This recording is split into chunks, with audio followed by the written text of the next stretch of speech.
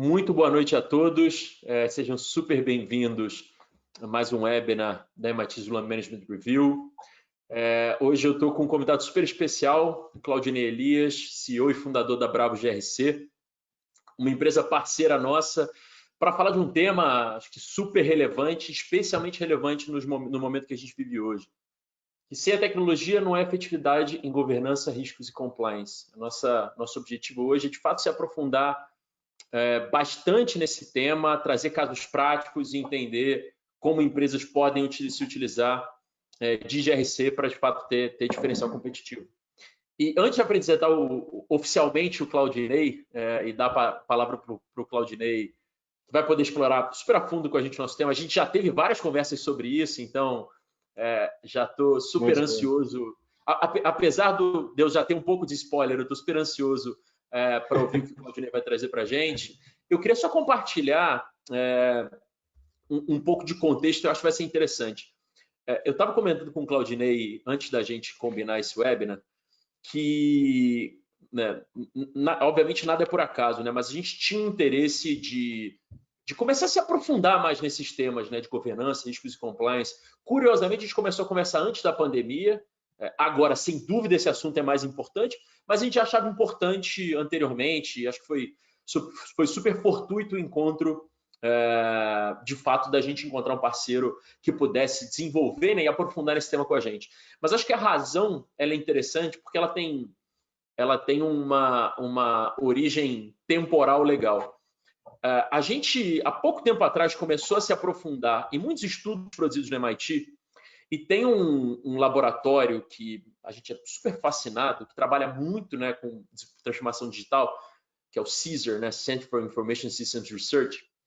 Tem um livro produzido justamente pelos pesquisadores do CISR, chamado What's Your Digital Business Model? Inclusive, já indiquei para muita gente, indico para você, já indiquei para o próprio Claudinei, que fala, né, de quais são, acho que, os elementos, né, as estruturas que, de fato, permitem com que as organizações sejam mais capazes de se transformar digitalmente.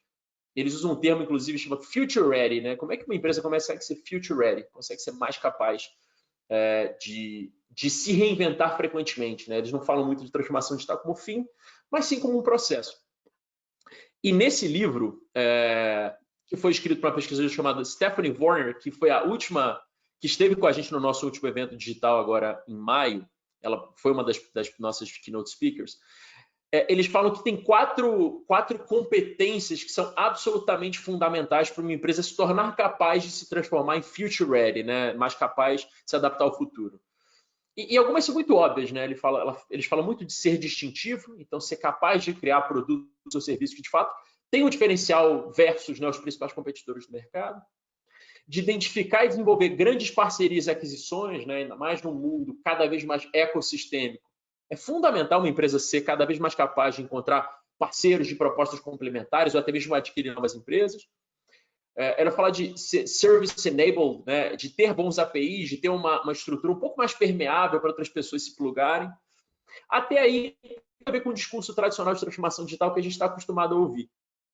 Mas o quarto elemento, competência fundamental que ela e o Peter Will, que eu detalham nesse livro, é desenvolver eficiência, segurança e compliance como competência-chave. Porque justamente ela fala o seguinte, é nesse contexto cada vez mais conectado, cada vez mais ecossistêmico, que as empresas têm mais riscos e têm que saber lidar com eles, mas ao mesmo tempo é nesse contexto que empresas que tratam isso como competência conseguem, né, alcançar oportunidades, conseguem aproveitar oportunidades que as empresas que apenas tratam isso como obrigação não são capazes. Né? Em vez de olhar só para a linha de custo, conseguem, de certa forma, gerar receita e gerar novas oportunidades de negócio a partir disso. Foi por conta disso que a gente quis se aprofundar nesse tema, foi por conta disso que eu tive inúmeras conversas com o Claudinei sobre governança, e é também por conta disso que a gente, junto com a Bravo GRC, está lançando hoje, aproveitando esse webinar, um fórum no nosso site justamente sobre o que a gente chama dessa governança 4.0, sobre a próxima fronteira de governança, gestão de riscos e compliance utilizando tecnologia. Não porque a gente acha que é uma obrigação a ser seguida, porque a gente entende que é um elemento fundamental de competitividade nessa que a gente chama de indústria 4.0, mas a gente ainda está acostumado a chamar de obrigação.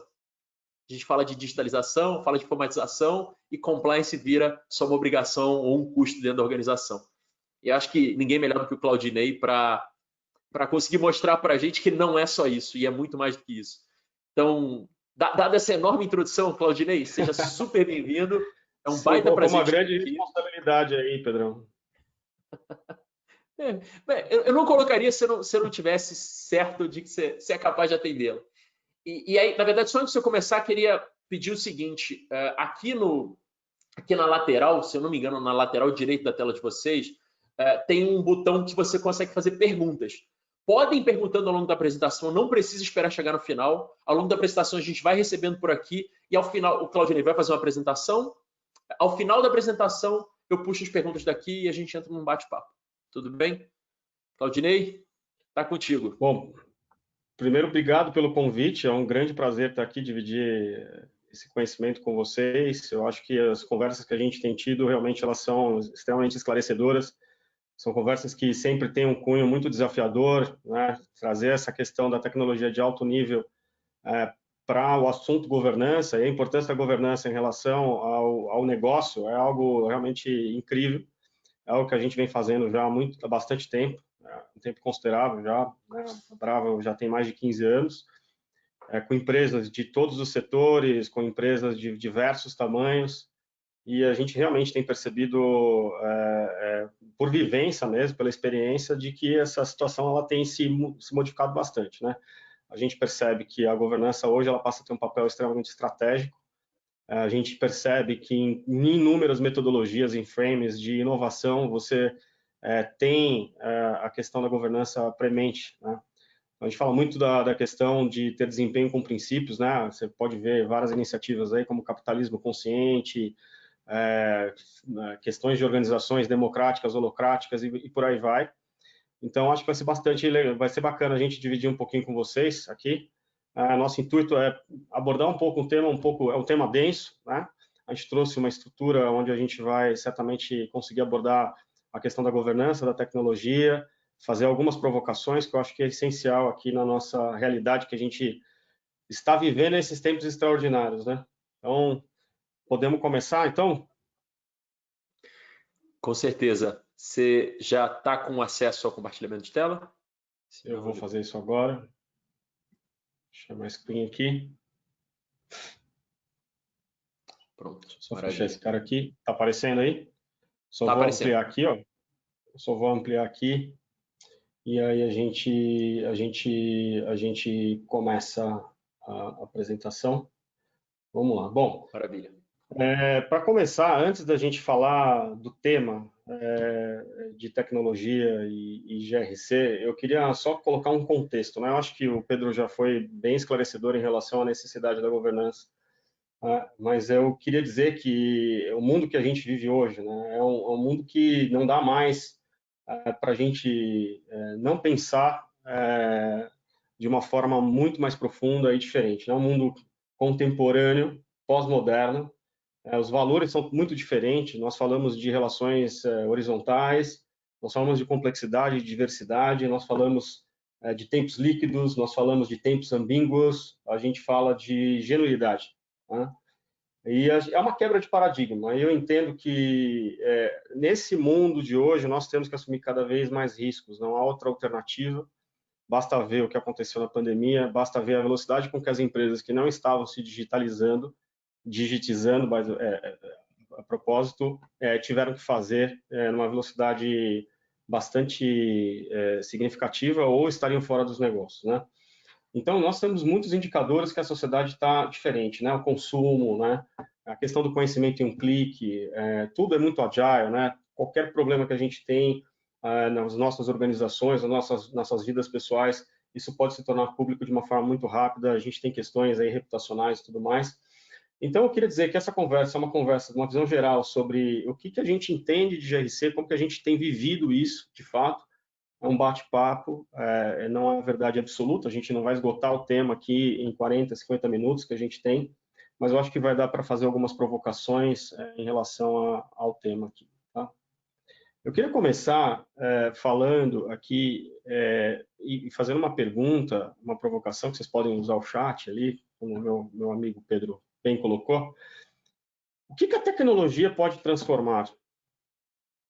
Né? E hoje a gente tem visto isso premente, né? Então, para ficar no óbvio, né? Restaurantes que antes não estavam no iFood, por exemplo, hoje tiveram que, numa velocidade muito rápida, se digitizar, né? Ou seja, então a tecnologia ela tem um poder de transformação, né? Bastante significativo. Antes da gente aterrissar na questão do GRC, eu queria explorar, e da questão da tecnologia, eu queria explorar um pouquinho o significado do GRC. Eu tenho certeza que muitos de vocês sabem o significado, né? Muitos de vocês talvez sejam especialistas das áreas de governança, riscos e compliance.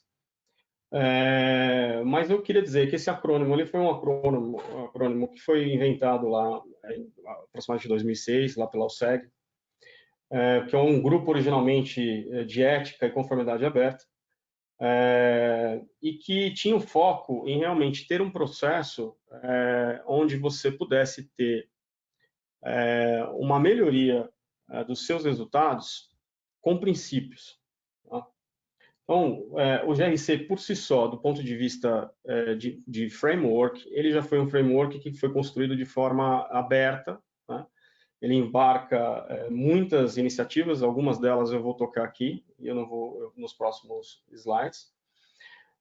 Mas eu queria dizer também que não é porque o GRC não existe como uma função específica dentro de uma organização, dificilmente vocês vão ver uma organização que tem um departamento chamado governança, risco e compliance, mas ele é extremamente importante, né? E virtualmente ele influencia praticamente todas as tomadas de decisão, desde uma implementação estratégica até planos operacionais, tá?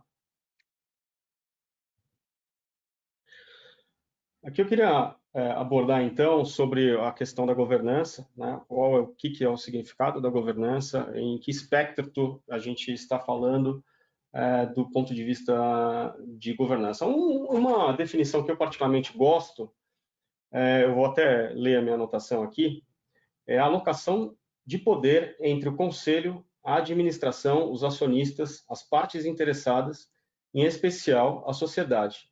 Hoje, porém, o termo é usado também para abranger uma série de ações tomadas pela gerência da administração de uma empresa, desde os níveis mais altos até as mais altas classificações, né?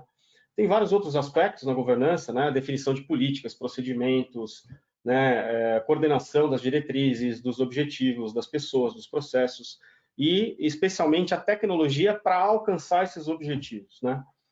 Ela visa coordenar diversas gestões dentro da empresa em torno de um objetivo comum, né? Para um objetivo maior, que é a questão da transparência.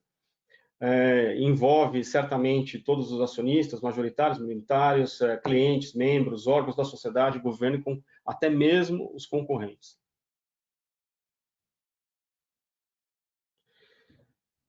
Aqui eu faço outra provocação. Quais são suas ameaças, né? O que a gente tem? Não daria para não comentar, antes da gente falar sobre a questão do risco, é um momento de um aprofundamento gigante que nós temos na nossa sociedade em relação à questão da gestão de riscos. Nós temos aí inúmeras empresas que têm uma dificuldade de sobrevivência, nós temos estados, nações com grandes problemas, temos aí questões descobertas, como questões de guerras frias ou quentes, e temos grandes consequências em relação a isso, né? Separando todas as considerações, né, a gente tem a capacidade e a possibilidade de ter a disciplina de gestão de riscos para diminuir a variação de um resultado que a gente quer alcançar, né? A própria avaliação da pandemia, né, no que implica do ponto de vista da análise de risco, ela tem uma série de questões de intervenção, né, relacionado à questão da nossa sociedade. várias empresas certamente não estavam preparadas, né? E não estão preparadas não só com a questão da pandemia, mas também com questões regulatórias. E aqui a questão não é nem se estar preparado ou não, ou seja, como é que eu posso potencializar meu resultado, como eu posso ter um resultado pouco prejudicado pelas eventuais consequências que eu passo a ter na minha organização. Então, risco, né, de uma forma simples, né, é um termo onde a gente vê uma questão da variação de resultado, é uma questão onde a gente tem a definição de uma probabilidade de uma ocorrência de uma determinada situação, que pode ser boa ou ruim, para uma possível consequência ou impacto dessa probabilidade da materialização, né? Então, esse termo ele é usado de muitas formas diferentes, né? A gente tem situações como situações do colapso financeiro de 2008, a gente tem situações não só ligadas às empresas financeiras, mas várias outras questões, como questões ambientais, questões de continuidade, questões de resiliência e tudo mais, operacional e tudo mais. Esse termo ele é usado de muitas formas diferentes, né? Então, do ponto de vista de governança, riscos e compliance, aqui eu estou falando de riscos não só como uma análise de risco, mas aqui a abordagem é de uma gestão de riscos corporativa. E o compliance? O compliance, como o meu amigo Pedro bem colocou, eu até ia começar com essa provocação quando eu fosse explicar o compliance, né? Normalmente a gente fala, puta, lá vem o pessoal da área de compliance, né? Acontece que o compliance hoje, ele não é uma coisa ruim, ele é algo que ele tem, você realmente pode ter uma vantagem competitiva, basta ver a questão das regulamentações e aqui na nossa realidade, a questão do Open Bank, por exemplo, né? Nós temos aí algumas situações, e eu peguei alguns comentários que na minha carreira eu tive a oportunidade de ouvir dos executivos. Eu queria ler alguns para vocês, porque eu tenho certeza que as pessoas que estão aqui de compliance vão se identificar com isso, né? Então, alguns executivos sêniores das organizações falam coisas do tipo: estamos bem, porque nunca tivemos um problema de compliance melhor. Outros dizem: os tipos de problemas que nossos colegas sofreram não poderiam acontecer aqui. Somos melhores e mais inteligentes do que isso, para dizer o mínimo arrogância, né? Já temos um código de conduta, canal de denúncia e outros elementos necessários para compliance. E essa eu acho fantástica. O nosso consultor é responsável por garantir que estamos em total conformidade ou compliance com todas as leis e regulamentos, né? Se você é um profissional da área, certamente você deve estar se mexendo na cadeira, né? Então, é evidente que a importância do compliance hoje, no contexto do mundo em que a gente vive, é fundamental, né? Tenho certeza que nós temos vários advogados aí assistindo o webinar. Aqui no contexto de compliance, eu não estou falando de um contexto legalista, eu estou falando de um contexto processual e de metodológico para que o compliance possa efetivamente acontecer dentro das organizações e que não fique sendo simplesmente uma regra que não foi seguida por nenhuma das pessoas.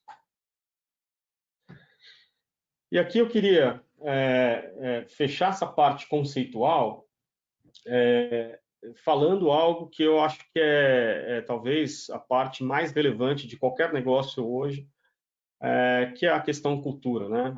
É um fator crítico, né? Então, valores, costumes e tradições, sabemos que é uma cultura única, os executivos experientes reconhecem que a cultura ela realmente pode ser algo substancialmente motivador para um grande desempenho corporativo, né?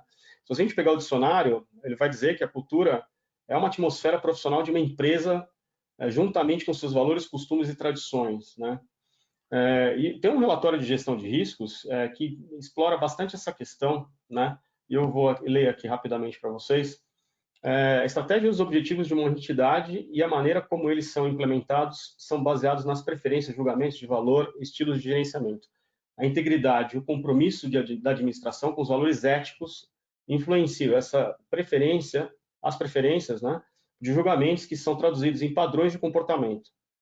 Como a boa reputação de uma entidade é tão valiosa, os padrões de comportamento devem ir além do mero cumprimento da lei.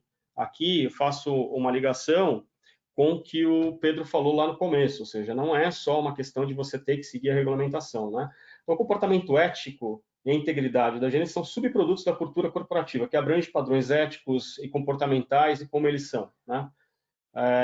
Comunicados e reforçados. Aqui também eu queria dar um exemplo de um caso que foi muito emblemático na indústria de riscos global, que praticamente deu origem à questão da SOX, da Sarbanes-Oxley, mas eu achei extremamente interessante porque a maioria das pessoas pensa que esse caso foi de um problema legal. De fato, foi provado que não foi um problema legal, foi uma falha de cultura, né? Que é o caso da Arthur Andersen, né? Então, essa empresa ela representa uma boa ilustração, né, em relação à questão da integridade dos seus valores éticos, né? A Andersen, ela não implodiu por fazer uma auditoria ruim na Aero. Ela, de fato, aliás, isso foi engraçado que isso foi uma alegação que ela não foi nunca provada, ela foi derrubada em tribunal, inclusive, né? Ela foi prejudicada pela destruição dos documentos relacionados à sua auditoria, ou seja, após o Departamento de Justiça, né, quer dizer, ela praticamente ter passado e ter feito a investigação, ela tinha caligrafia na parede, ou seja, as empresas não iam mais contratar ela, porque certamente se tornou um problema realmente muito complexo e prejudicando a questão da reputação, com a reputação negativa que ela tinha e tudo mais. E, inclusive, ao final do processo, né, a Suprema Corte dos Estados Unidos finalmente decidiu caducar o julgamento, porque não tinha prova de que eles tinham feito, né? Mas então aqui você vê a questão da importância da questão cultural em relação à questão da governança, né? Agora eu queria mostrar aqui para vocês de uma forma que eu espero que vocês gostem, um pouco diferente, de mostrar como que esse mundo de governança, risco e compliance é composto. Né? Eu começo por uma decomposição para mostrar a composição, né? Então, eu vou da singularidade para o coletivo, eu vou mostrar toda essa estrutura de como ela é articulada, orquestrada dentro da organização. Espero que vocês gostem. Aí, tá? Então, para começar, né, vamos falar aqui de componentes estruturais, né?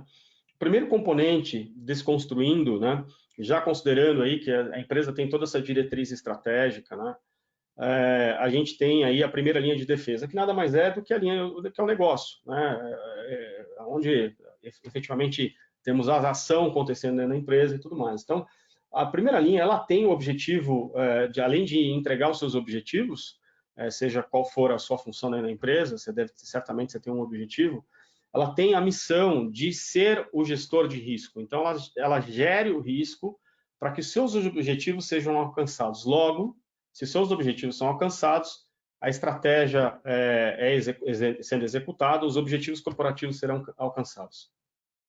Então, a primeira linha tem um papel fundamental na gestão de riscos. Aí eu chego aqui, agora, na nossa jornada, a segunda linha. Só para contextualizar, eu estou falando de linhas de defesa. Então, eu estava falando da primeira linha de defesa, aqui eu estou falando da segunda linha de defesa. Nessa segunda linha de defesa é onde nós vamos ter as áreas de apoio, né, as áreas de controle, de supervisão. Então, a gente tem potencialmente, claro, a empresa tem a sua estrutura, mas nós certamente deveremos ter aí a área de controles internos, a área de gestão de riscos, a área de compliance, a área, por exemplo, de continuidade de negócio e por aí vai. A terceira linha de defesa é a área que vai fazer uma espécie de um oversight, né? Ela vai certamente ajudar, eu até fiz questão de anotar isso, né? Ajudar na questão da resiliência, apontar problemas onde nós não conseguimos ver. Sabe aquele olho de águia? Então, assim, a validação sobre a visão do ambiente de governança em relação à segunda e à primeira linha, né? E hoje a auditoria ela passa a ter um papel altamente estratégico. Há um caminho natural da auditoria, inclusive, ser ligada diretamente ao board, ao conselho, exatamente por essa questão da independência, né? Então, ela tem condições de ajudar muito no desempenho do negócio. Ela é muito parceira do negócio atualmente, mais do que ficar só fazendo validação.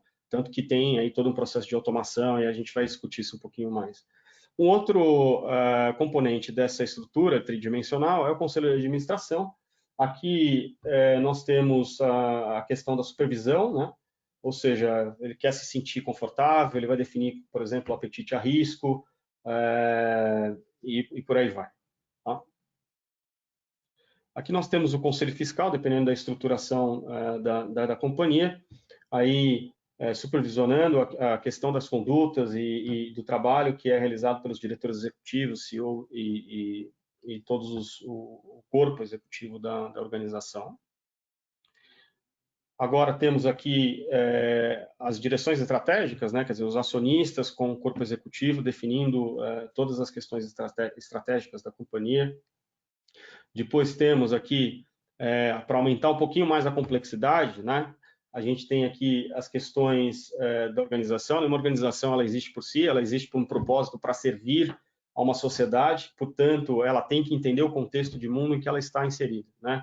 Aqui eu já aponto algumas questões que eu chamei de forças, né, aí no começo, questões aí dos bancos, questões de concorrentes, a questão de órgãos reguladores. Estou começando a montar nosso Lego aqui, né, para demonstrar aí para vocês todo esse espectro do nosso frame, né. Então, agora eu tenho aí a auditoria externa, eu já tenho agora, olhando para várias leis, regulamentações, eu tenho aí a questão dos terceiros, né? Então, esses terceiros podem fazer parte da cadeia de suprimentos. Vocês viram tudo o que aconteceu agora no mundo pandêmico aí, né? E chegamos aqui a um contexto um pouco mais complexo, né? Então, aqui a gente já tem várias questões prementes, como, poxa, temos que ter menor custo de capital, temos auditoria baseada em risco, questão da previsibilidade, reputação, valor das ações, gerenciamento de incidentes, etc. Então, estamos aí construindo e mostrando como é que é essa estrutura toda, né? Aí adiciona-se aí canal de denúncia, né? A gente já dentro dessa estrutura toda, dentro da primeira, segunda, terceira linha, a gente já observa de cima, né, como vocês podem ver, a arquitetura tecnológica, né? A parte de analytics, a gente observa a inteligência artificial, né? Potencializando o conhecimento humano. Nós olhamos ali toda a questão das relações em relação a essa organização, ou seja, qual é a relevância dela para o mundo. E esse é uma visão que a gente procurou trazer, né, que a gente tem que olhar. Então, olha o objetivo, olha a estratégia, olha o risco, olha isso. Uau, é um emaranhado de informação, né? Aí eu pergunto para vocês, né, como podem perceber aqui, chegou uma provocação do tema que a gente tem no webinar, né? Na nossa opinião, sem tecnologia, não há como ter efetividade no GRC. Não há como ter efetividade no GRC.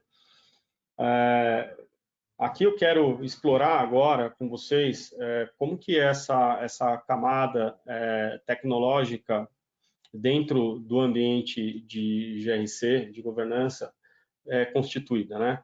Então, aqui nós temos, como vocês puderam observar, a primeira, segunda, terceira linha, né? Nós temos toda aquela estrutura em relação ao espectro todo de governança, né? Temos aí agora a questão de sistemas, aí estamos conectando agora com o ambiente tecnológico do cliente, né?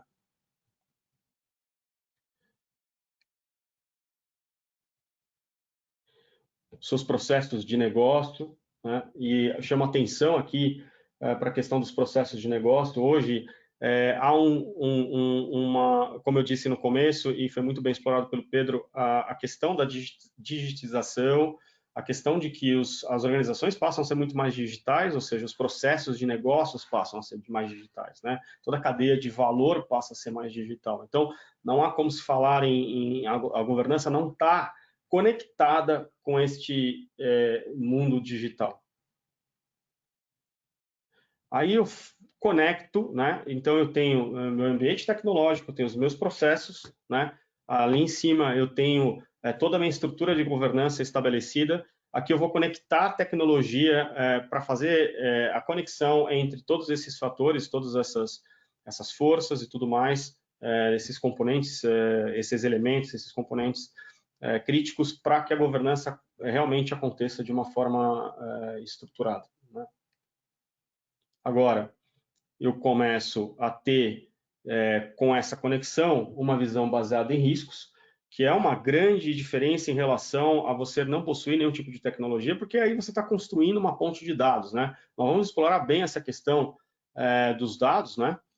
Qual é a grande missão, no final das contas, em você ter essa estrutura tecnológica?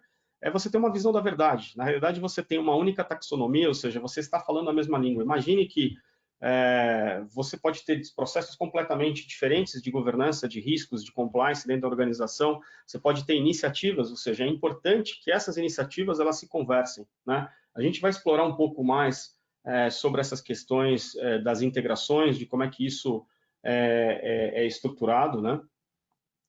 Então, aqui eu chego ao modelo onde eu tenho a integração dos negócios, né? Então, ou seja, eu tenho agora toda a minha estrutura e infraestrutura tecnológica do ponto de vista de governança e risk compliance. Aqui embaixo eu estou consumindo informações nos sistemas, legados ou não, estruturadas ou não. Eu estou consumindo informações que podem ser regulamentações, informações que pode ser, por exemplo, a gente tem um cliente que vai consumir informação, por exemplo, da Bloomberg, porque está trabalhando, para ele é altamente relevante a questão do hedge. A gente tem outros clientes que precisam consumir informações de bases de perdas, né, e trazer isso para dentro da estrutura de governança. A gente tem cliente que vai consumir e exemplos de consumo nos sistemas corporativos, como, por exemplo, um SAP, onde você vai fazer a validação, sabe, segregação de funções, você vai dizer se um determinado plano, por exemplo, de manutenção de uma máquina, por exemplo, está em andamento e faz a conexão com riscos, ou seja, eu consigo trazer isso para a realidade da governança, ou seja, eu trago, faço análise e consigo governar, eu consigo gerir isso, né? E aí, com essas informações todas, esse framework, né, essa estrutura tecnológica vai permitir com que a gente faça a integração dos negócios e tem, inclusive, uma modelagem por inteligência artificial, que eu vou explorar um pouquinho lá na frente, vou falar um pouquinho de cognição e tudo mais. Tá? Que eu fecho essa primeira parte da apresentação. Aí, então, só recapitulando, nós falamos, então, do contexto de mundo que nós vivemos, nós falamos do ponto de vista de como que a governança é estruturada, do ponto de vista de framework, de arcabouço. Falamos como que a tecnologia interage com essas questões da governança, como é que ela é em relação à organização, ao mundo. E aqui agora eu queria aprofundar um pouquinho mais, para colocar um pouco mais de pimenta nesse assunto, que é perguntar aqui para vocês, pensando nesse ecossistema complexo, né? Como que a gente gerencia isso tudo sem tecnologia, né? O mais provável é que esses riscos se materializem, né? Que a gente tenha duplicidade, triplicidade, quadruplicidade de informações se a gente não tiver isso organizado de uma forma coerente, né? E, no final das contas, a gente está tentando evitar que surpresas desagradáveis aconteçam, né? Eu entro aqui e agora coloco um pouco mais de volume nessa questão, né? Aqui a gente entra e vamos falar um pouquinho de cyber. Então, hoje, cyber se tornou um dos principais riscos de qualquer agenda de CEO no mundo por uma questão óbvia, né? Você, para o mundo cada vez mais digital, é natural que você tenha que se preocupar com seus dados, né? E aí, daqui a pouco a gente vai falar de data privacy, né? De privacidade de dados. Nosso cyber tem uma conexão muito relevante. Eu trouxe aqui, inclusive, fiz questão de trazer um framework de gestão de riscos cibernéticos, né? Só que é um framework um pouco mais completo, no sentido de que eu não estou olhando só para as vulnerabilidades, as ameaças que eu tenho do meu ponto de vista tecnológico, o breach, não, estou olhando para o todo, estou olhando para as vulnerabilidades também, mas eu consigo, né, ter meus impactos, saber quais são os meus ativos principais, onde eu tenho um potencial problema aí de ruptura de informações, que é algo extremamente crítico hoje para qualquer organização. Eu vou conseguir fazer minha avaliação, tratamento, minha vulnerabilidade, entender as minhas vulnerabilidades, ou seja, ter um monitoramento contínuo, né, entender quais são os meus ativos mais críticos, entender se as minhas políticas estão adequadas ou não, se o meu comportamento das pessoas com que estão lá está adequado ou não, e, inclusive, falando um pouquinho de cyber, né? Boa parte do problema de cyber é que ele é um risco operacional, você está ligado às pessoas, né? Nós podemos ter todas as barreiras possíveis, né? Tem vários memes, inclusive, o meu pessoal do meu escritório vira e mexe, manda alguns memes muito interessantes em relação a essa questão. Você tem todas as proteções, mas sempre tem um fator humano, né? A pecinha atrás do teclado, igual eu estou aqui agora, né? Um outro assunto que eu trouxe também, brevemente, também não vou aprofundar muito, mas que eu chamo atenção para vocês, num ponto de vista de governança e compliance hoje em dia, nós temos a questão da Lei Geral de Proteção de Dados, que entrar em vigor agora em agosto, essa lei foi postergada para o ano que vem, no qual, inclusive, eu não fazendo spoiler, mas sugiro que, se vocês quiserem se aprofundar um pouco mais, nós escrevemos um artigo que está no fórum Governança 4.0 junto com a MIT, um artigo bem bacana sobre a Lei Geral de Proteção de Dados, e é algo que vai trabalhar a questão de consentimento, a questão dos cookies, a questão das fronteiras, né?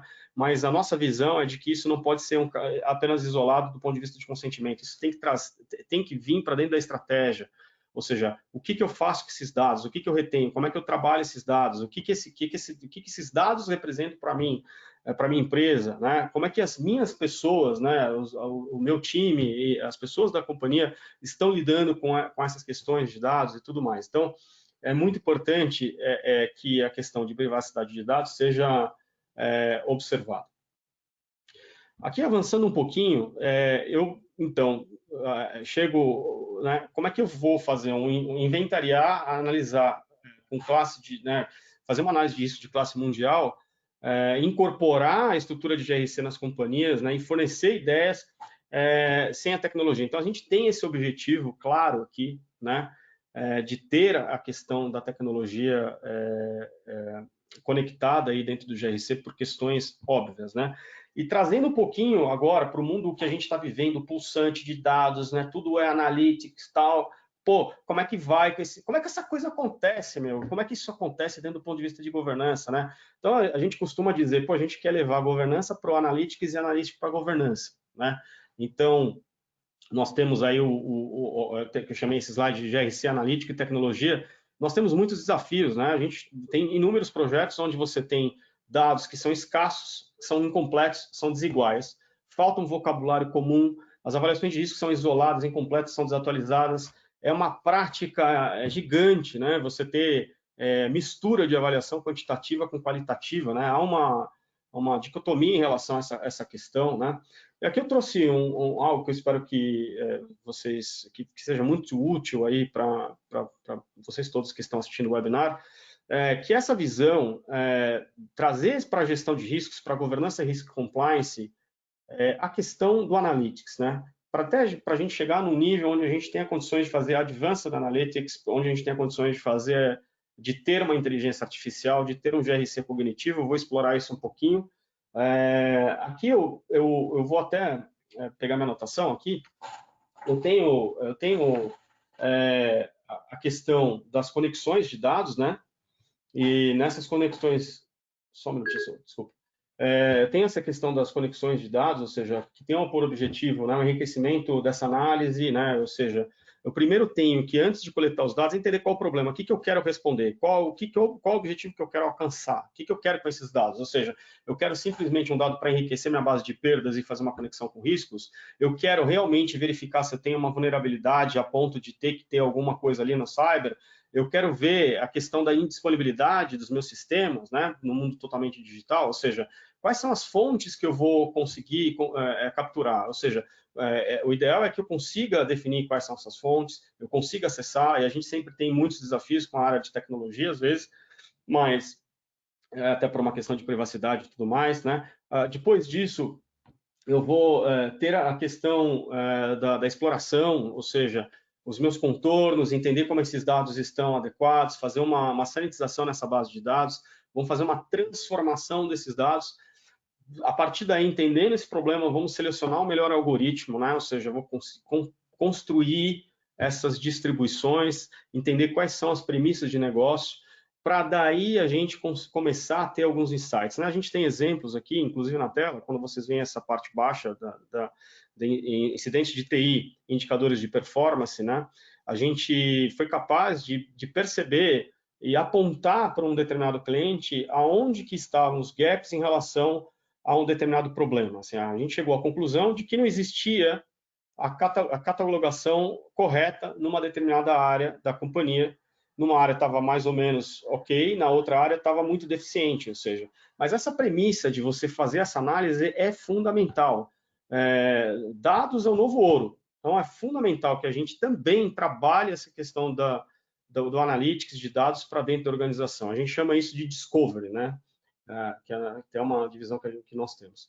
E aqui eu trago, né, olhando, então, fazendo um wrap-up aqui até agora, nós temos, então, toda a estrutura, nós temos a questão cultural, nós temos a questão tecnológica, amarramos tudo, temos dados, temos as várias iniciativas e tudo mais. Então, se a gente faz isso, o que a gente consegue ter? A gente consegue ter colaboração, a gente consegue ter integração e a gente consegue ter interação, né? Ou seja, as informações estão chegando para as pessoas, idealmente no seu tempo certo. A gente tem alertas antecipados, indicadores apontando potenciais problemas, né? Ações que potencialmente podem ser geradas de forma automática para uma área tomar uma outra ação sobre aquele aviso, né? Então, você consegue trabalhar de uma forma muito mais colaborativa, né, em relação ao que você faria sem o uso da tecnologia. Aqui eu trouxe um case, naturalmente por uma questão de confidencialidade, eu não gostaria de falar qual empresa que é, o que eu posso dizer que é uma empresa realmente muito conhecida, uma empresa que tem uma estrutura bastante significativa no mundo, mas nós temos uma situação e como fica claro a importância e como que a estrutura tecnológica com uma cultura, uma boa cultura, né? E aliás, vocês vão perceber nesse case que a própria tecnologia foi um driver de mudança cultural, né? Então, é uma empresa com uma complexidade operacional gigante, né? Vários produtos formatados, grande excelência, gestão de risco acontecia, gestão de perigos, né? Que são pequenos acidentes, né? Cenários de estresse e tudo mais, ou seja, tem a questão da resiliência, inúmeras metodologias para tratar essas questões, aumentando bastante a complexidade, né? Alto envolvimento do corpo executivo, isso é uma coisa positiva, né? Mas com uma grande diversidade de pessoas, culturas, né? E como que isso podia acontecer e conectar de uma forma adequada com o corpo executivo, né? Uma observância da distribuição distribuída pela falta de ferramentas, ou seja, você tinha vários sistemas desconexos, algumas áreas, algumas iniciativas, inclusive sem sistema nenhum, sem tempestividade, né? O que aconteceu nesse cenário, né? A gente passa a ter aqui algo muito importante em relação, e aí eu acho que quando se vocês recordarem do frame da parte tecnológica, né, do tridimensional, quando eu vou subindo, né, a gente passa a ter uma equalização das premissas metodológicas, uma padronização. Então, o que essa empresa é? Como é que ela é organizada? Como é que é a sua estrutura organizacional? Quais são os ativos? Né? Então, assim, se uma área está falando de um ativo, a outra área também tem que estar falando, né? Se uma área está falando de um risco, a outra área potencialmente está falando, ou seja, eu posso ter um risco muito pequeno no ponto de vista de perigo, mas esse risco somado a outros riscos, ele possui um encadeamento que pode até me afetar de uma maneira estratégica, ou seja, esses links de forma distribuída, né? Como é que isso acontece? Ou seja, depois, um grande ganho foi a questão do monitoramento contínuo, ou seja, como é que eu poderia conectar de forma, do ponto de vista de automação, né, trazer 100% de observância sobre um determinado problema, sobre um determinado assunto. Aí a tecnologia ajuda muito, porque se você for fazer uma análise, você vai fazer uma análise você vai precisar de 10 mil pessoas, às vezes, para fazer uma análise, 1.000 pessoas, 100 pessoas. A tecnologia ela vai poder avaliar, com base nas regras, 100% da massa de dados e trazer isso para dentro da sua realidade, mexer com a matriz de forma automática, né? Então, com a integração dessas respostas, ficou muito claro onde que os problemas estavam, né? Então, agora você tem um repositório central, você tem uma metodologia central, um formato, você consegue minimizar as anomalias, você teve um shift muito forte do ponto de vista cultural, são milhares de pessoas nesse caso, isso acontece com qualquer tamanho de empresa, nós vamos poder falar sobre essa questão. E eu trouxe aqui também para vocês, como vocês podem observar, né, as áreas passam a ter uma visão aí dos riscos inerentes, residuais, e também uma visão do risco projetado, né? Considera os controles, os planos de mitigação, né? Os planos do que o risco está aceitável, que não está, né? Ou seja, entende a volumetria, o aging dos planos de ação, se esses planos estão atrasados ou não, né? Então, você passa a ter uma visão de como é que esses controles estão, se o meu monitoramento, se o meu plano de manutenção lá do SAP, por exemplo, está adequado, ou seja, qual é a minha exposição residual em relação ao ambiente de controle que eu tenho, como é que estão, quantos controles eu tenho com gap, né? Os apontamentos, que tipo de criticidade que eu tenho, né? São ganhos que são bem importantes aí. Aí você tem uma sumarização dos apontamentos, você consegue ver que tem uma quantidade de planos vencidos, você consegue ver, por exemplo, o aging disso, né, que está atrasado, ou seja, você consegue agir com base em dados, né? Isso aqui é uma fração de visões que nós temos desenvolvidas nesse cliente, ou seja, é importante contextualizar que tem muitos recursos que podem ser embarcados numa governança compliance se ela estiver bem pautada aí por boas metodologias, pessoas e tecnologias, né? Aqui, caminhando para a conclusão da minha apresentação, eu queria aqui colocar para vocês a questão da jornada de GRC, né? Então, assim, como a gente prepara a empresa para a questão de gerenciamento de crise, da quantidade das operações, prepara para a emergência, ou seja, qual o grande objetivo aqui, né? Garantir que a empresa esteja adequadamente vigilante, preparada e resiliente, né? Tudo aquilo que possa afetar adversamente seus stakeholders, né? Então, nós temos um framework, né, que eu quis dividir com vocês, onde esse framework, né, que a gente chama de GRC Journey Framework, porque certamente, acho que vocês perceberam, o GRC ele não sai do nada para algo extremo, né, super avançado, como eu vou mostrar já no próximo slide, mas o GRC, ele é uma jornada, né? Então, existem algumas estratégias e táticas que eu compilei aqui, é uma parte da nossa estrutura do GRC Journey Framework, ou seja, a gente começa pela compilação eficiente das informações, dos riscos internos e externos, né? Então, olhar as combinações das estruturas, do que é estruturado e o que não é, né? Fazer uma ativação dos feeds de dados em tempo real, né?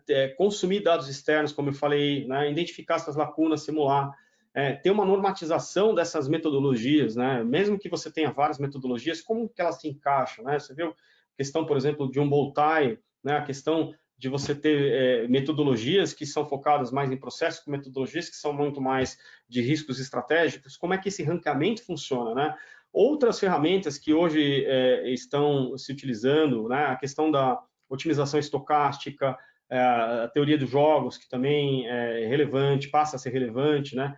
Então, o arsenal hoje do gestor de risco das organizações é múltiplo, não necessariamente precisamos se limitar ao que um framework como o COSO, não estou falando mal do COSO nem da ISO, não é isso, mas é o suficiente mais, não é? A gente tem que abstrair, tem questão de neurociência, tem uma série de outras questões que são relevantes, né? Então, esse suporte à tomada de decisão, essa contribuição dos fatores, né? As análises e as variações de hipóteses, né? Gerenciamento desses ativos, né? Painel de riscos em tempo real, os alertas de conformidade, né? E a teoria de portfólio são elementos que são extremamente fundamentais para a gestão de riscos hoje, né? E aqui eu trago um exemplo real, né? Como é que a gente enxerga é uma matriz de maturidade que nós temos, que eu quis dividir com vocês, que eu acho que vale a pena, que está focada na geração de valor, né? E aí, olhando para a colaboração, integração e interação, como eu falei no slide anterior, olhando para a jornada de GRC, então a gente vai de um nível tribal e heróico a um nível de inteligência em riscos. Então a gente passa por silos especializados, top-down, com indicadores e tudo mais, gestão de risco de forma analítica. Então, num nível tribal, você tem... Tudo é caótico, né? Tudo é pontual, é ad hoc, você depende do heroísmo da área, basicamente das capacidades e de uma super sabedoria verbal das pessoas, né? Quando você passa por silo, você começa a crescer nessa curva de maturidade, você, então, tem as suas atividades começam a se tornar independentes, você tem um foco ilimitado do relacionamento entre riscos, alinhamento, etc., né? E com uma tecnologia que começa a ser estruturada de forma pontual. No top-down, a gente tem, então, uma estrutura comum, uma declaração, uma comunicação dos principais riscos, tem a questão do comitê que começa a funcionar, você já começa a observar que você tem indicadores, você tem várias atividades que estão ligadas à mudança de comportamento, como eu falei da cultura, uma equipe que é dedicada ao assunto governança e risk compliance, ainda que seja riscos ou controles ou compliance, e começa a iniciar a sua jornada tecnológica. Depois, quando você passa para a próxima escala, né, ali na gestão de risco de forma holística, e o que eu chamo de Advanced Analytics, você já passa a ter uma visão sistêmica, holística da organização, você tem toda uma coordenação entre as diversas atividades em silos, você tem a definição do seu apetite, você tem um monitoramento, as medições, você tem relatórios de riscos em tempo real que funcionam super bem, né? Você já tem uma avaliação analítica, né, não só dos indicadores, mas você começa a iniciar um trabalho de dados, uma mineração de dados, conectar isso, conecta a parte de gestão de continuidade de negócio, tem toda uma parte de treinamento e por aí vai, e inicia, e um fator muito importante, você começou a iniciar a jornada da inteligência artificial. E aí, no quinto degrau aqui, que é o degrau que eu chamo de mais maturidade em riscos, ou inteligência em riscos, GRC cognitivo, ele já está incorporado ao planejamento estratégico, né? Eu olho para riscos toda vez que eu vou olhar para minha estratégia, para minha alocação de capital, para o desenvolvimento de produtos, eu tenho indicadores de risco que, de fato, são alertas avançados, né? Então, eu consigo ter previsão, predição, consigo modelar cenários, né? Eu tenho uma empresa que é consciente do seu papel no mundo, né? Entende muito melhor esse propósito, que é o sonho, né, de consumo de muita gente aqui, tenho certeza. E aí a gente tem uma inteligência artificial consolidada, né? Então é o que eu chamo de GRC cognitivo. Então, para fazer um fechamento aqui, colocando toda essa questão para vocês, né? Só queria chamar a atenção aqui dessa questão da Revolução 4.0, o Pedro foi brilhante no início ali, da questão das convergências das tecnologias digitais, físicas, biológicas, tendência de automação, ambientes que são conectados, 9 entre 10 pessoas vão estar conectadas na internet, né? A gente tem um mundo super complexo, eu falei da questão da ambiguidade, falei da questão da questão da horizontalidade, questão do mundo contemporâneo que a gente vive, né? Então, a gente tem uma erosão dessas instituições, né?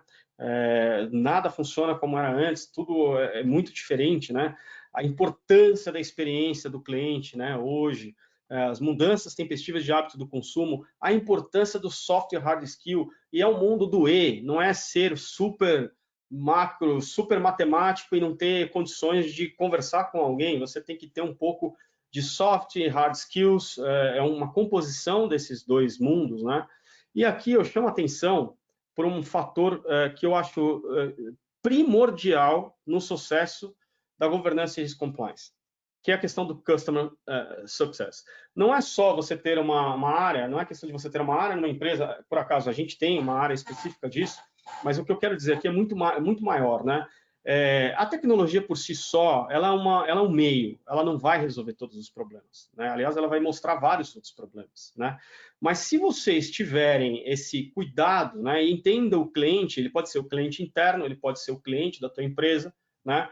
Certamente esse cuidado de como usar e tirar melhor daquela metodologia, tirar o máximo daquele investimento tecnológico que foi feito, certamente o sucesso no alcance dos objetivos será melhor, o sucesso daquele projeto será melhor, né? Aí, para fechar, eu queria dizer mais algumas poucas coisas. No mundo corporativo, os principais riscos mudam a uma velocidade alucinante, né? E aí eu pergunto, tudo isso é só para empresas muito grandes, né? Não, eu posso ser uma startup e precisar ter uma governança, até porque eu preciso ter uma governança bem estabelecida para eu captar. Eu preciso ter uma governança bem estabelecida para o mercado me ver de uma forma melhor, né? Para isso existem, né? E no nosso caso também, a gente tem até a gente teve a gente meio que embarcou esse conhecimento de governança de mais de 2 décadas numa solução, mas, ou seja, existe possibilidade das empresas que têm menos capital, que têm menos estrutura, iniciar a sua jornada na governança, até porque elas podem ter hoje, mas amanhã elas vão estar numa situação muito diferente, tá? Para encerrar, eu queria fazer uma última provocação aqui, com essa frase, né? É uma visão muito pessoal minha, mas é bem provocativa, né? Então, eu queria ler essa frase para vocês, para a gente encerrar aqui. processos de gestão de riscos devem gerar valor para as pessoas, a sociedade, as empresas e os acionistas. Não podem ser apenas um emaranhado de informações e matrizes de riscos. Em um mundo digital, a gestão de riscos caminha para um processo dinâmico, tempestivo e com base em dados, com foco em geração de valor. Aqui eu queria fechar e abrir aí para Pedro, para as perguntas. Não sei se eu excedi meu tempo, porque eu acabei não controlando, mas estou aberto às perguntas aí, Pedro. Maravilha, obrigado, Claudinei. Obrigado pela apresentação. Estourou um pouco, mas como o assunto é denso, é profundo, acho que é importante também, né? Não é o tipo de coisa que a gente consegue parar no meio e ficar por isso mesmo. Assim. Eu queria só te fazer um pedido. Como a gente estava prevendo ir até as 8 e são quase 8 agora, você se incomodaria da gente esticar mais uns 10 minutinhos? Não, eu estou à vontade, posso ficar tranquilo, se o pessoal não se importar. Desculpa aí, pessoal. Não, sem problema. Cara, deixa eu te fazer umas perguntas aqui, Claudinei, que fizeram para a gente. Vou só tentar selecionar algumas, mas tem algumas bem interessantes. O André fez uma pergunta que eu achei legal, que de certa forma, imagino que seja uma dúvida de muita gente, que ele pergunta o seguinte, né? Quais são as principais etapas para integrar o GRC às práticas de negócio com sucesso? E aí, talvez se eu fosse traduzir um pouco a dúvida da pergunta dele, como é que começa? Não, cara, acho que assim, certamente você vai ter várias formas de fazer isso, né? A gente fala muito em frame, né? Eu acho que eu até mencionei isso, ou seja, o processo é muito parecido com aquele do slide onde a gente do tratamento de dados ali, né? Ou seja, qual é o meu problema? Ou seja, qual é o problema que eu tenho, né? Você fala de fazer essa integração, ok? Você está querendo integrar o quê? Você está querendo integrar a gestão de riscos a controles? Você está querendo integrar controles a compliance? Você está querendo integrar auditoria a gestão de riscos, controles e compliance? Você está querendo integrar a governança ou riscos a estratégia de negócio, né? Entendendo quais são esses atores, né? E esses fatores que você quer, entendendo os atores, os fatores, né? E as variáveis, aí fica muito mais fácil de você traçar um objetivo, né? O que eu costumo dizer é uma coisa muito simples. Pense grande, comece pequeno e escale. Não faz Big Bang, não faz. E eu já vi projetos de Big Bang com dinheiro, gente que tem muito dinheiro, e o que acontece no final das contas é que você acaba tendo fracasso redundante. Então, assim, eu acho que vale muito. A gente tem ido muito na linha, e eu vou dar um exemplo do que a gente tem feito de analytics, que tem funcionado super bem. Você realmente começar pequeno, pegar aquele conceito do MVP, pega um pequeno processo, pega um produto, pega não sei o quê, modela e vê qual é o resultado. E começa a construir essa situação. Não adianta, a não ser que você já seja uma organização que já esteja um pouco mais madura, não vale a pena fazer algo muito extremo. Faz sentido. Inclusive, até como follow-up, tem uma pergunta aqui, né? É correto que uma instituição, ao implementar o gerenciamento de risco, deve iniciar pelo mapeamento dos riscos estratégicos? E aí, eu achei interessante a pergunta pelo seguinte, né? Que você falou de começar pequeno, é mais fácil medir o que realmente é importante medir no primeiro momento, né? Que, na nossa coisa visão, que tem se falado muito... Desculpa, não, acho que só um comentário, né? Eu tenho uma coisa que eu tenho acompanhado muito, até muito conteúdo tem sendo produzido pela MIT Sloan Review. Tem muita gente falando de dashboard, mas tem muita gente falando cuidado com a paralisia por dashboard, né? Que é o do... Beleza, eu tenho 300 informações disponíveis, não sei nem por onde começar, né? Não, sem dúvida nenhuma, quer dizer, essa questão do começar pequeno, né? Você realmente, né? E a questão da estratégia, né? A gente tem aconselhado e muito, né? Especialmente organizações que são mais flexíveis, né? E que não conseguem ter lá uma matriz de risco e controle super rígida, né? O pessoal que faz isso sabe a dificuldade que isso é, porque, você tem uma matriz de risco e controle hoje, o processo é de um jeito, amanhã é outro totalmente diferente, cara. Então, puta, é super aconselhável você começar o mapeamento pela questão estratégica, porque é onde realmente o problema pode estar. Até para você desconstruir, que foi mais ou menos o que eu fiz lá quando eu fiz a parte tecnológica. Você começa do maior para entender o que realmente está impactando, né? Faz total sentido. Tem uma pergunta aqui interessante do João que diz o seguinte, né? Como convencer a alta administração a investir em tecnologias para a GRC se as linhas de negócio da minha empresa ainda não se transformaram digitalmente? Para mim é muito simples. Na realidade, o GRC ele vai ajudar as linhas de negócio a se transformar digitalmente. É inquestionável. Você vai conseguir mostrar onde os problemas estão. Cara, no teu mapa de risco, a digitização vai estar lá como risco high. E vai ter as duas vertentes. Ou a gente faz algo e pode ser uma oportunidade, né? Ou a gente não faz nada e a gente vai morrer. Ou a gente vai perder market share, etc. Ou seja, certamente a estruturação de um programa de governança vai ajudar por demais a implementação de tecnologias para as diversas frentes, né? Então, ele é um articulador, ele orquestra a empresa inteira, né? Se tem alguém que tem uma visão geral da empresa, geral, holística, é a área de governança, governance e compliance, sem dúvida nenhuma disso. É interessante você falar isso, né? Inclusive no próprio livro que eu citei, né, da Stephanie Warner, ela no começo fala, né, quais são os principais elementos, talvez os principais passos, né, que uma empresa tem que dar pró transformação digital. E o primeiro que ela fala, acho que vai te agradar bastante, Claudine. Ela fala: primeiro, a empresa tem que saber medir o tamanho do risco que ela corre de não se transformar. Né, que acho que tem bastante a ver com essa resposta.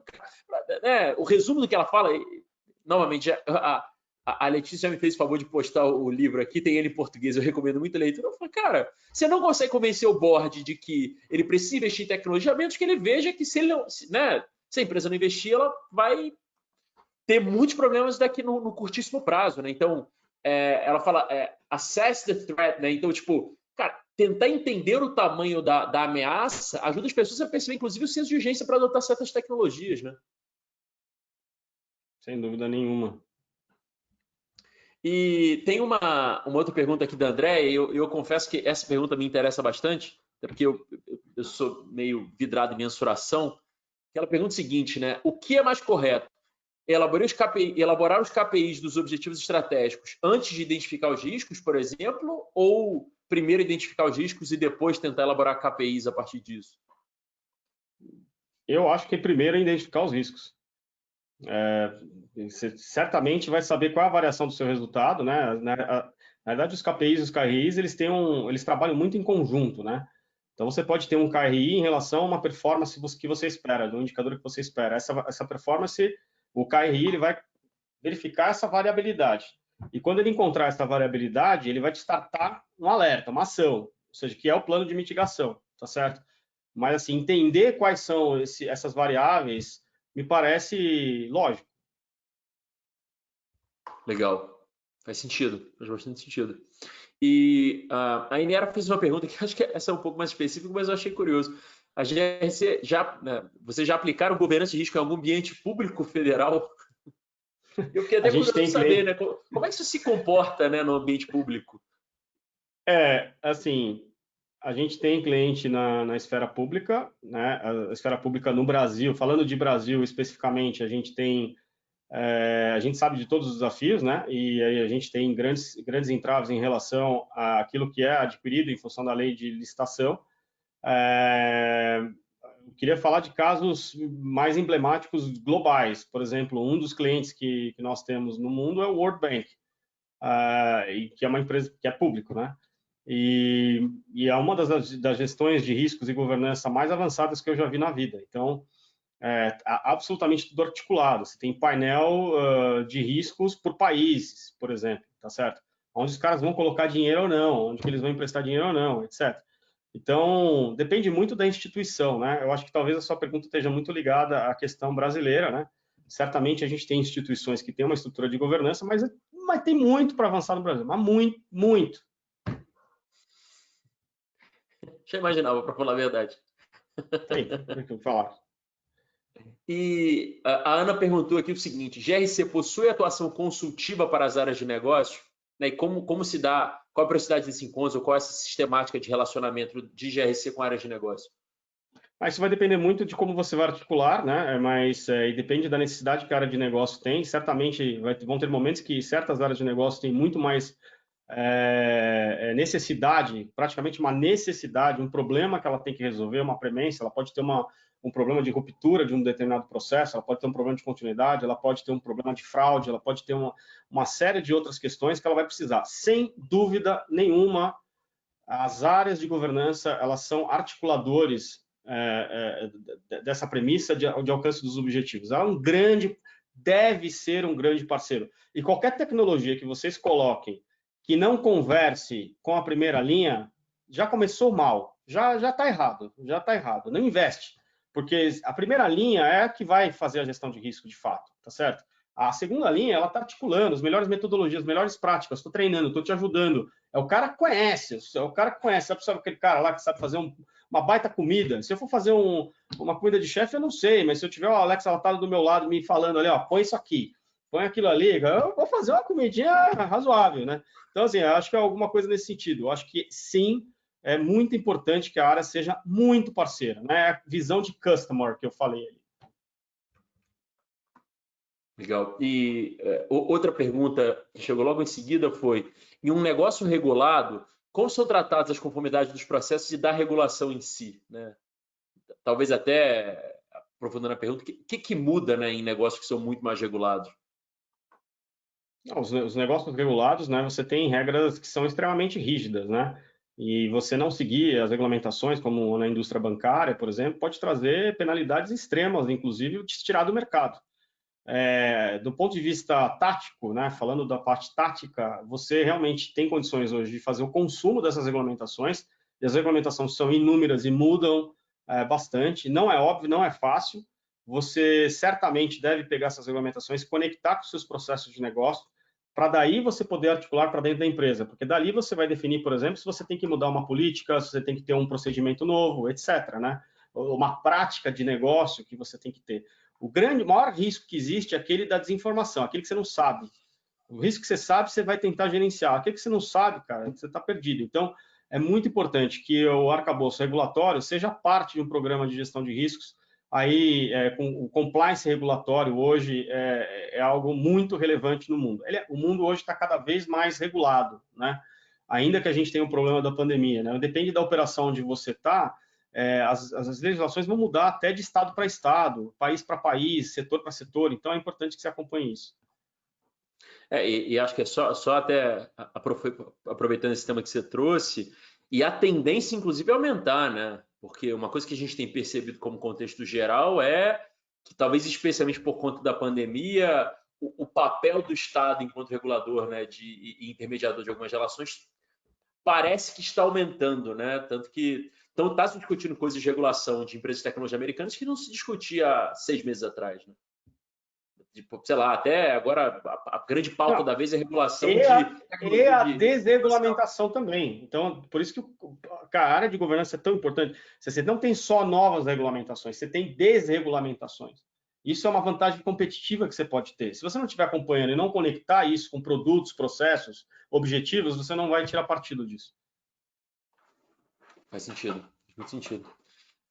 Claudinei, acho que até para, enfim, respeitar seu tempo aí por estar com a gente até agora, queria primeiro te agradecer demais, né, acho que pela oportunidade. Novamente, acho que é um tema que eu particularmente me interesso muito, mas é um tema que ainda não é tratado talvez com a prioridade que deveria, né? Um pouco do que a gente falou, né? Às vezes fica ali para aquela camada que está olhando para isso porque é especializado nisso, mas de fato é um tema relevante, especialmente para negócios, não só no momento pandemia, mas no momento de transformação digital que a gente está inserido, né? Então, super obrigado né, e obviamente convido a todo mundo. A gente está produzindo uma série de conteúdos muito bons, muito relevantes juntos. O link, inclusive, está aqui no chat, vocês podem acessar. E Eu queria convido falar, todos. inclusive, Pedrão, para o pessoal acessar o nosso YouTube, acessar o nosso Instagram, o nosso LinkedIn. A gente tem colocado muita coisa. A gente tem, inclusive, um vídeo extremamente provocador falando sobre essa questão da governança que vocês podem até, se quiser, usar internamente na empresa. Dá uma olhada lá. Boa dica, boa dica. Claudirei, super obrigado pelo tempo, obrigado pela participação e Obrigado a todos aproveitem o conteúdo que a gente está produzindo, acho que com todo carinho, mas também com toda a profundidade que esse assunto exige. Tá bom? Obrigado, pessoal. Abraço a Valeu. todos. Até a próxima. Tchau. Obrigado.